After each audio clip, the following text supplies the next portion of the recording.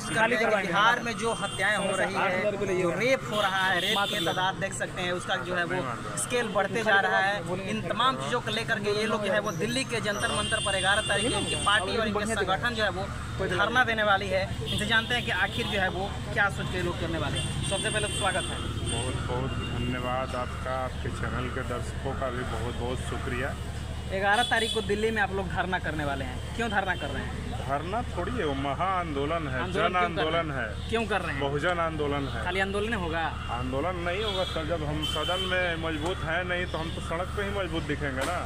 और हम कई महापुरुष लोहिया जी कह के गए हैं, जब संसद हमारा हो जाए तो सड़क सुनसान नहीं छोड़नी चाहिए।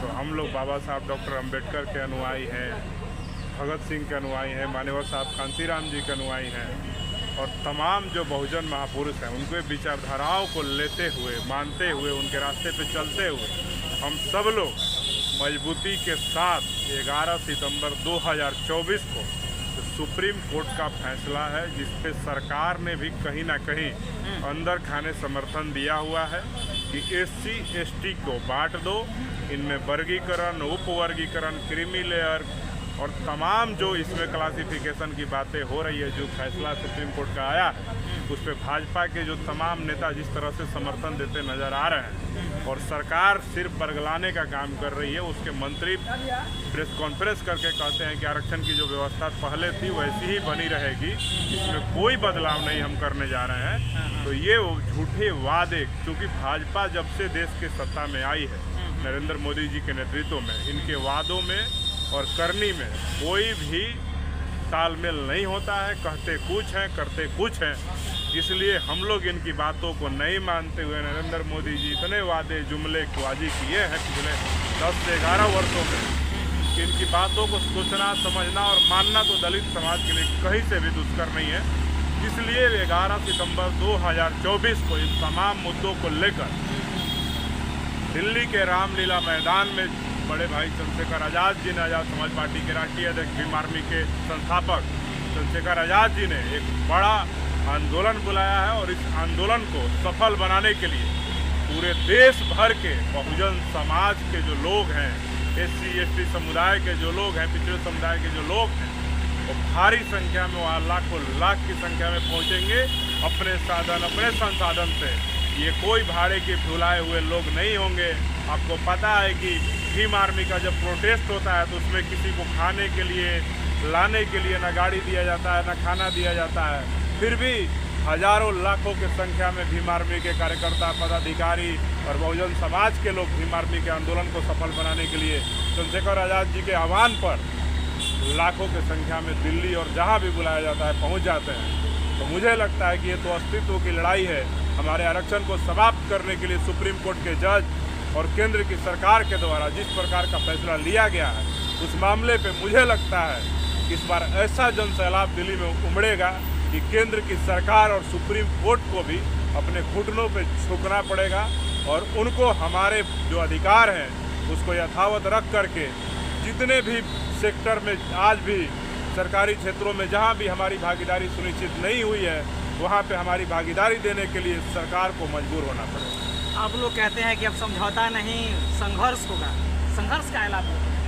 ये समझौता करने में हम लोग विश्वास तब तक करते हैं जब तक लगता है कि बात करने से बात बन जाएगी। लेकिन जब बात करने से हमें लगता है कि बात नहीं बनने वाली है, अगर नरेंद्र मोदी जी इस मामले पर इतने सजग और सतर्क होते और इस समाज के प्रति ये सोचते कि इस देश के दलित और आदिवासी समाज को बांटा नहीं जाए, तो अब तक अपने सरकार के माध्यम से संसद का विशेष सत्र बुला करके आरक्षण को 9वीं अनुसूची में शामिल कराने का काम करते।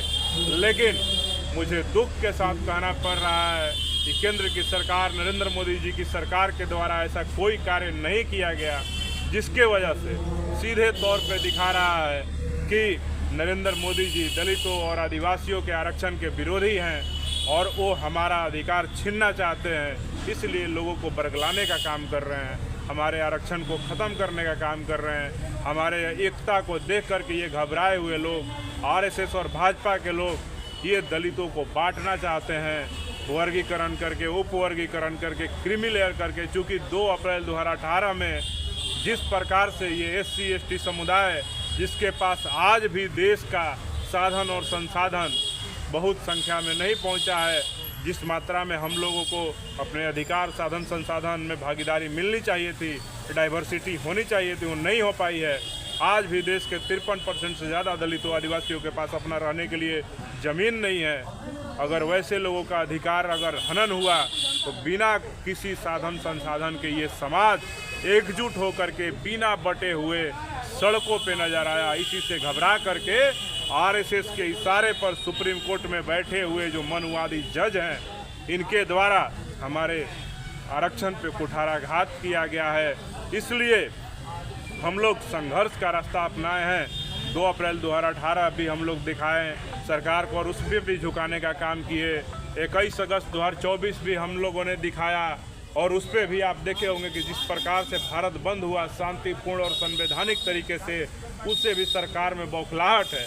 लेकिन अभी भी सरकार 21 अगस्त बीते हुए 7 दिन हो गए और सरकार अभी भी जिम्मेदारी पूर्वक इस मामले पे संसद का विशेष सत्र बुला करके आरक्षण को सुरक्षित करने का काम नहीं कर रही है। जातिगत जनगणना करवाना नहीं चाहती है। सामाजिक, आर्थिक और तमाम जो सर्वे होता है वो नहीं कराना चाहती है। तो सीधे तौर पे हमारे पास एकमात्र रास्ता बच जाता है, वो होता है संघर्ष का रास्ता। हम लोग समझौता नहीं करेंगे। हमारे नेता ने आह्वान कर दिया है 11 सितंबर को संघर्ष किया जाएगा और पूरे देश के बहुजन समाज, SC ST समाज के जो लोग हैं वो दिल्ली के सड़कों पे होंगे। और आप जब दिल्ली पहुंचेंगे, मैं आपके चैनल के माध्यम से कहना चाहता हूं कि मेरे भाइयों, अपने अस्तित्व की लड़ाई है। आप लोग अपने घरों से निकलो, जो साधन जो संसाधन है उन साधन संसाधन को लेकर के भारी संख्या में दिल्ली पहुंचे। मैं आप YouTube के जो साथी हैं, मैं आप सबको भी दिल्ली आने के लिए आमंत्रित कर रहा हूं कि आपके मान सम्मान अधिकार की लड़ाई है और उस अधिकार की लड़ाई में आप सब लोग अपनी भागीदारी सुनिश्चित करें और अपने आरक्षण को सुरक्षित करने के लिए अपना महत्वपूर्ण हिस्सा अपने जीवन का दे कि कभी इतिहास लिखा जाए कि आरक्षण बचाने की लड़ाई में कौन साथ खड़ा हुआ। तो आप गर्व से कहें अपने बच्चों से, अपने आने वाले पीढ़ियों से, अपने भविष्य से कि आरक्षण जब खत्म किया जा रहा था सरकार और सुप्रीम कोर्ट के द्वारा, तो सबसे पहले खड़ा होने का काम हम सब ने किया था। और उन गद्दारों का भी इस आंदोलन में पहचान हो जाएगा जो आरक्षण के खिलाफ हैं, जो हमारे साथ सड़कों पे 21 अगस्त को नज़र नहीं आए। मैं फिर से कहना चाहता हूँ कि गद्दारों, समय है, अभी भी वक्त है कि 11 सितंबर के आंदोलन में अपना समर्थन दे दो, हमारे साथ खड़े नजर आओ। नहीं तो 11 सितंबर 2024 के बाद अगर इस देश से आरक्षण को समाप्त कर दिया गया सुप्रीम कोर्ट और सरकार के द्वारा, तो ना तुम विधायक बनने लायक रहोगे, ना मंत्री बनने लायक रहोगे, ना सांसद बनने लायक रहोगे, ना IAS IPS एक कर्मचारी बनने लायक नहीं रहोगे। आज भी इस देश में दलितों के ना सिनेमा हॉल हैं, ना मॉल हैं, ना बड़े बड़े कॉन्ट्रैक्टर हैं, ना बड़ी बड़ी मल्टीनेशनल कंपनियों के मालिक हैं। और तुम सोचो कि आज़ादी के 75-77 वर्षों में तुमको सिर्फ नौकरी से इस देश के जातिवादी सवर्णों को और जातिवादी मनुवादी मानसिकता के लोगों को इतनी तकलीफ होने लगी कि तुम्हारी आरक्षण को छीनने का काम किया जा रहा है। जब इस देश में डाइवर्सिटी होती तो मुझे लगता है कि केंद्र की सरकार को निजी क्षेत्रों में भी आरक्षण लागू करना चाहिए और तमाम जिस प्रकार से पेट्रोल पंप और गैस एजेंसी की वैकेंसी निकलती है उसमें SC ST OBC EBC का जो हिस्सा बांटा हुआ रहता है, उसी प्रकार से केंद्र की सरकार को देश के तमाम जो साधन संसाधन हैं उसमें भी सबकी भागीदारी सुनिश्चित करनी होगी। संख्या के आधार पर, जनसंख्या के आधार पर मॉल भी, सिनेमा हॉल भी, बड़े बड़े गोदाम भी, मल्टीनेशनल कंपनियां भी दलितों, पिछड़ों, आदिवासियों की होनी चाहिए। तब जाकर के इस देश में समानता का भाव आएगा। अगर ऐसा नहीं होता है तो हम लोग संघर्ष के रास्ते से चंद्रशेखर आज़ाद जी के नेतृत्व में आने वाले समय में 11 सितंबर 2024 को पूरा फिल्म दिखाएंगे। 21 अगस्त 2024 तो सिर्फ एक ट्रेलर था।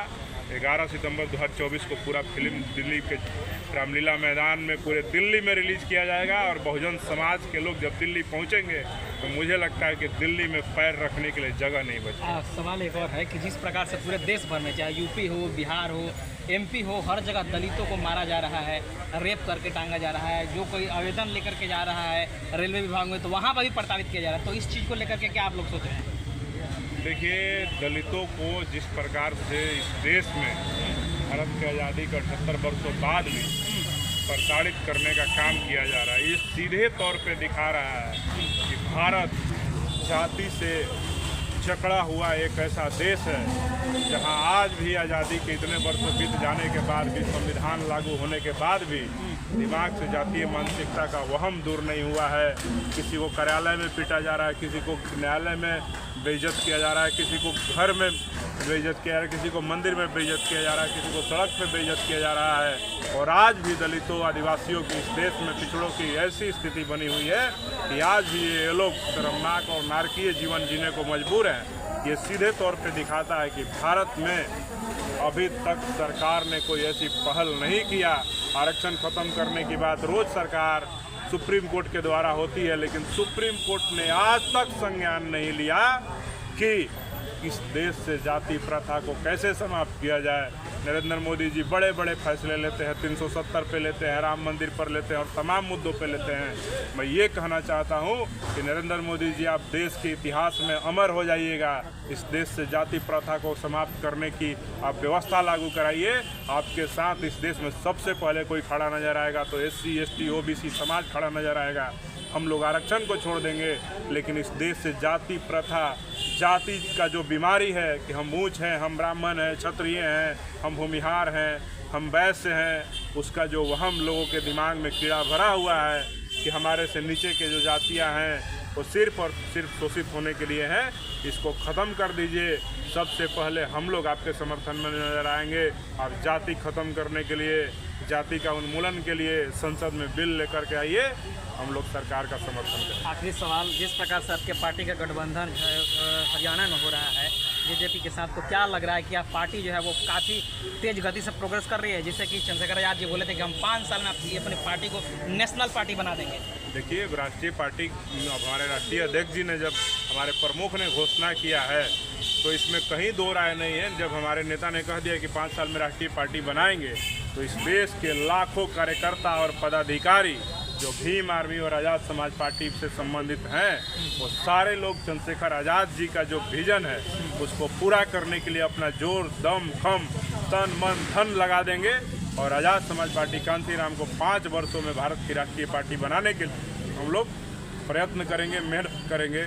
और जो हरियाणा में गठबंधन हुआ है उसके लिए हम धन्यवाद देना चाहते हैं अपने राष्ट्रीय अध्यक्ष जी को। इस देश में उन्होंने किसानों, मजदूरों का जो एक गठबंधन बनाया है, ये गठबंधन आने वाले समय में इतिहास रचेगा। और सिर्फ हरियाणा ही नहीं, आने वाले जो तमाम प्रदेशों में विधानसभा चुनाव हैं, वहाँ के अगर जो किसानों के नेता हैं, दलितों के, पिछड़ों के, आदिवासियों के, उन सारे नेताओं को मैं चाहूँगा कि भविष्य में इसी प्रकार से जिस मजबूती से चंद्रशेखर आज़ाद जी काम कर रहे हैं, अगर आप सब ने चंद्रशेखर आज़ाद जी का दामन थाम लिया तो मुझे लगता है कि इस देश से RSS और भाजपा को ख़त्म करने में समय नहीं लगेगा। और आने वाले 10 वर्षों में ही हम RSS को और भाजपा को घर में बैठाने का काम करेंगे और देश के गद्दी पे कोई बहुजन जो मजबूत, बाबा साहब अम्बेडकर, BP मंडल, रामास्वामी पेरियार, महात्मा बुद्ध, ज्योतिबा फुले और तमाम जो बहुजन महापुरुष हैं, उनको विचारों को लेकर के हम लोग सत्ता पे काबिज होने का काम। आज भी आप लोग जुड़े यहाँ पे, यहाँ आप लोग हैं? बिल्कुल बिल्कुल, आप देख रहे हैं बिहार में लगातार रोज कहीं ना कहीं किसी जिले में, किसी प्रखंड में, किसी पंचायत में आज़ाद समाज पार्टी कांसीराम और भीम आर्मी से जिस प्रकार से युवा और बुजुर्ग भी अब जुड़ने लगे हैं, तो इससे सीधे प्रतीत होता है कि आज़ाद समाज पार्टी, भीम आर्मी ने पिछले 10 वर्षों में अपने संघर्षों के माध्यम से इस देश में एक उदाहरण पेश किया, एक नज़ीर पेश किया है कि बिना साधन और संसाधन के भी इस देश में राजनीति और सामाजिक कार्यों को अंजाम दिया जा सकता है। चलिए।